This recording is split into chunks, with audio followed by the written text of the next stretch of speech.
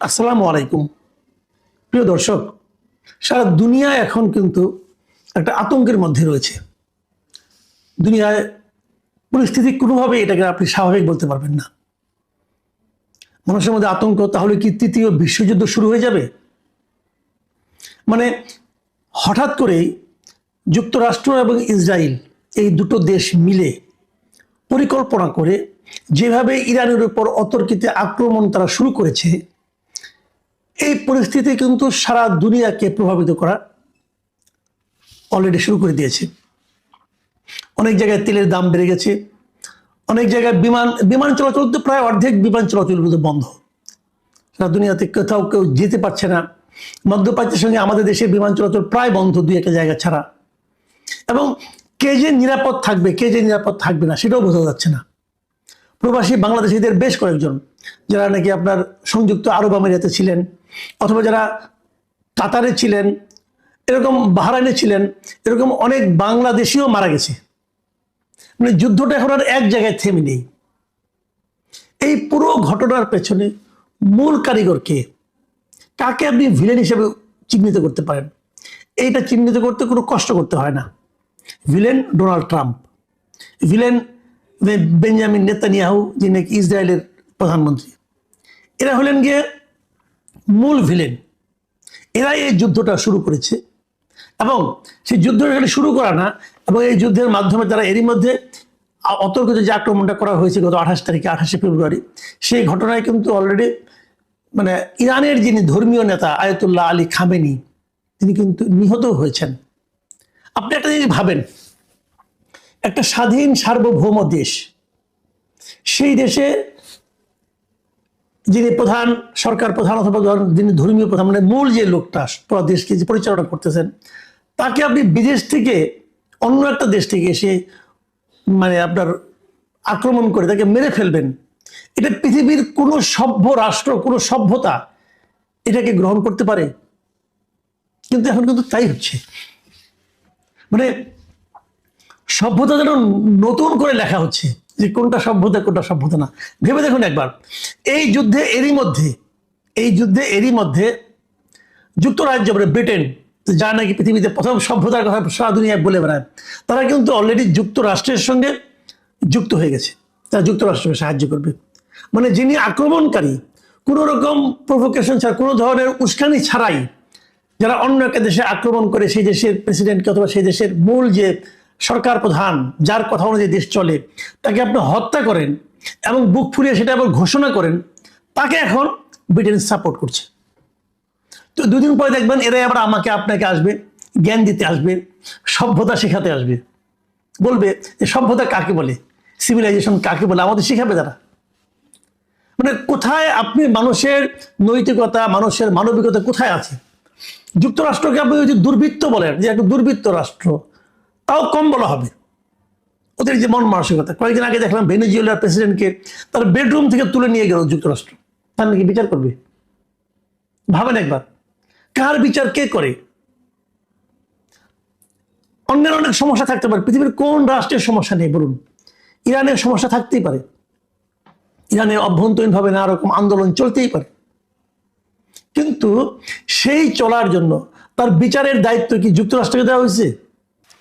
অথবা ইরানের জনগণ, তারা কি ট্রাম্পের কাছে আবেদন করেছিল যে আমরা খুব কষ্টে আছি, আপনি এসে আমাদেরকে উদ্ধার করেন? দেখেন, শনিবার দিন আক্রমণ হয়েছে, এবং ট্রাম্প শনিবার দিন ভোরে সে আবার মানে বুক ফুরিয়ে কথাও বলে সে কি বলেছে? সে বলেছে যে এই অভিযানটির লক্ষ্য ছিল তেহরানকে পারমাণবিক অস্ত্র অর্জন থেকে বিরত রাখা এবং ইরানি শাসনের আসন্ন হুমকি নির্মূল করা। একটা উদ্দেশ্য ছিল। আরেকটা লক্ষ্য ছিল কি, যে শাসন পরিবর্তনও এই হামলার লক্ষ্যগুলোর একটি। মানে ইরানের শাসন ক্ষমতায় তারা একটা পরিবর্তন চায়। তো ইরানের শাসন ক্ষমতা কে থাকবে না থাকবে, এটা নির্ধারণ করার দায়িত্ব হলো ইরানের জনগণের। আপনি কে? আপনাকে এটা কে বলছে? দেখেন কত বড় মানে আপনার বেহায়া হতে পারে। এবং তিনি ইরানের জনগণের উদ্দেশ্যে বলতেছে, ইরানে যা নাকি এই খামেনি শাসনের বিরোধিতা করছিলেন, তাদের উদ্দেশ্যে উনি বলতেছেন যে আমরা শেষ করলে তোমরা তোমাদের সরকার দখল করে নাও।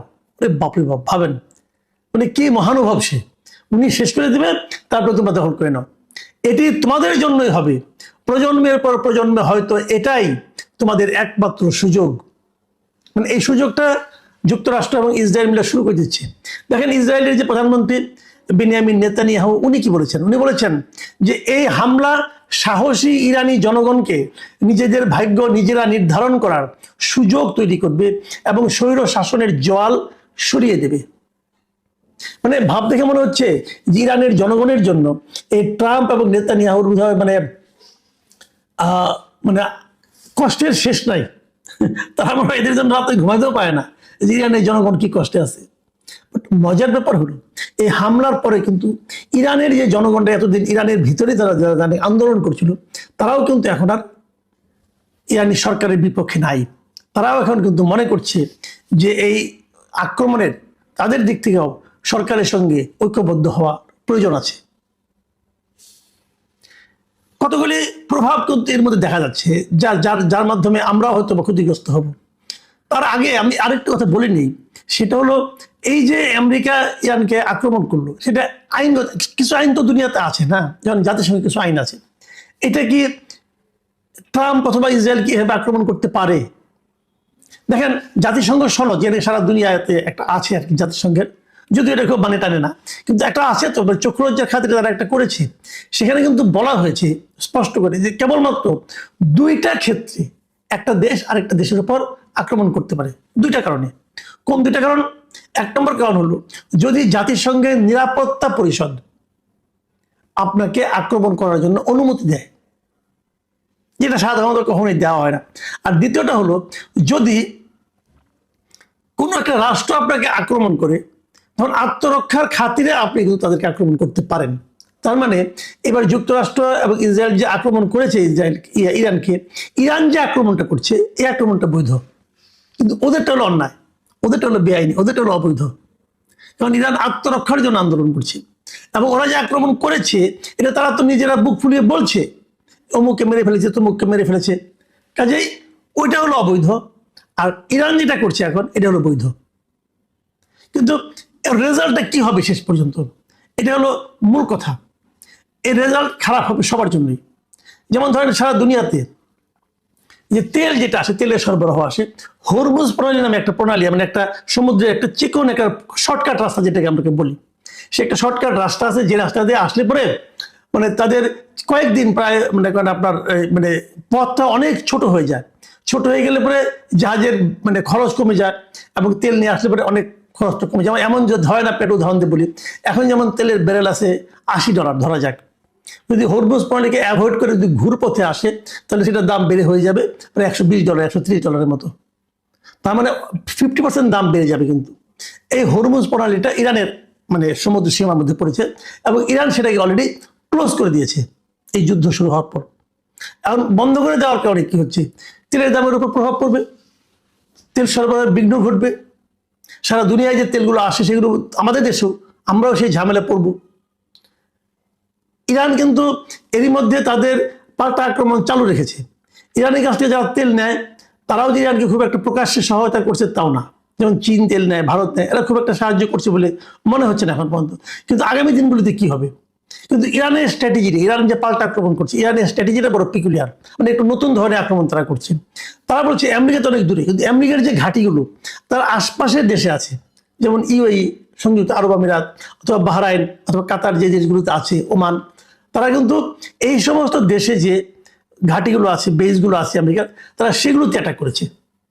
এবং ভেরি ইন্টারেস্টিং, এই দেশগুলো কিন্তু আসলে যদিও তারা মুসলিম দেশ, তারা কিন্তু ইরানের সঙ্গে খুব একটা সম্পর্কিত, ইরানকে খুব হেল্প করে, কখনো এর আগের বিরোধগুলোতে তা নয়, তারা বরং আমেরিকার পক্ষে।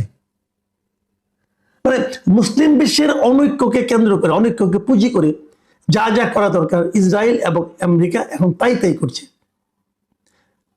এখন এই যুদ্ধ কয়দিন চলবে? এই যুদ্ধে কি ইরানের শাসন, বর্তমানে যে শাসন ক্ষমতা, ইসলামিক যে এইগুলো আছে মানে শাসন ব্যবস্থা, এটা কি চেঞ্জ হয়ে যাবে? আমার কিন্তু তো মনে হয় না। কারণ তাদের সর্বোচ্চ নেতার মৃত্যুর পরেও তারা কিন্তু মানে ভেঙে পড়েনি, তাদের শাসন ব্যবস্থায় কোনো ধরনের চিট ধরেছে বলে মনে হয় না। বরঞ্চ তারা নতুন নেতা নির্বাচন করে ফেলবে খুব শিগগিরই।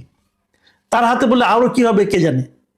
এবং ইরান যে আশেপাশের দেশগুলোতে মার্কিন ঘাঁটিতে আক্রমণ চালাচ্ছে, যদি এটা তারা অব্যাহত রাখে, তাহলে এই দেশগুলির ভূমিকা কি হবে সেটা নিয়েও কিন্তু সামনে নানা ধরনের কথা হতে পারে। মাঝখানে একটা ভিডিও দেখলাম যে ইউএইর যে বুর্জ আল খলিফা আছে, যে তার পাশেই কিন্তু একটা ঘাঁটি ছিল আমেরিকান, ওই ঘাঁটিতে তারা আঘাত করছে। একটু এদিক সেদিক হলে কিন্তু সেটা বুর্জ আল খলিফাতেও যে লাগতে পারে। এই যে 5 স্টার হোটেলগুলো ধ্বংস করে দেওয়া হচ্ছে, এখন তো মানুষের মধ্যে একটা আতঙ্ক তৈরি হয়েছে। কিন্তু শেষ পর্যন্ত এটা কোথায় যে দাঁড়াবে, ইরান কতদিন টিকতে পারবে, অথবা ইরান যদি খুব বেশি একটা চাপের মুখে পড়ে তাহলে তারা পাল্টা হামলাতে আর কোথায় কোথায় হামলা করতে পারে, এসব নিয়ে আলোচনা হচ্ছে। এরই মধ্যে ইরানের যে ইরানের রেভলিউশনারি গার্ড যেটা আছে, তারা দাবি করেছে আজকে যে তারা নাকি ইসরায়েলের প্রধানমন্ত্রী আছে বেনিয়ামিন নেতানিয়াহুর কার্যালয় ও ইসরায়েলি বিমান বাহিনীর প্রধানের সদর দপ্তর লক্ষ্য করে তারা হামলা চালিয়েছে, এটা তারা জানিয়েছে। এবং এই হামলা তারা খাইবার ক্ষেপণাস্ত্র ব্যবহার করছে বলে তারা জানিয়েছে। এবং এরপরে বেশ কিছুক্ষণ ধরে আমরা জেনেছি যে মোটামুটি ধরেন গত 10-12 ঘন্টা ধরে কিন্তু আমরা নেতানিয়াহুকে প্রকাশ্যে দেখছি না। তার মানে ওনার কোনো ক্ষতি হলো কিনা, অসুস্থ হলে উনি মানে আহত হলেন কিনা, অথবা মারাও গেলেন কিনা কে জানে। কাজেই এই যুদ্ধ কোনো সমাধান কোন পর্যন্ত কার দিবে আমি জানি না। তবে আমার কাছে মনে হয় ইরানকে যতটা দুর্বল ভেবে যুক্তরাষ্ট্র এবং ইসরায়েল আক্রমণ শানিয়েছিল, ইরান সম্ভবত ততটা দুর্বল নয়, সেটা তারা এর মধ্যে প্রমাণ দিয়ে দিয়েছে। এবং এই জন্যই হয়তো তারা তাদের মিত্র দেশগুলি, আমেরিকা বিশেষ করে তাদের মিত্র দেশগুলির কাছে সাহায্য চাচ্ছে, যে ডাকে সাড়া দিয়ে এর মধ্যে যুক্তরাজ্য তারা যুক্তরাষ্ট্রের সঙ্গে সামরিক সাহায্য তাদের করবে, এরকম তারা ঘোষণাও দিতে হয়েছে তাদেরকে।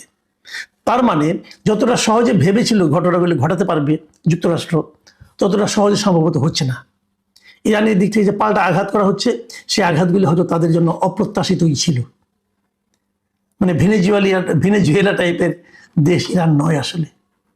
প্রিয় দর্শক, সামনের দিনগুলিতে আমাদেরকে অপেক্ষা করতে হবে কি ঘটে সেই যুদ্ধে এবং কি পরিণতি আমাদের জন্য আসে সেগুলো দেখার জন্য।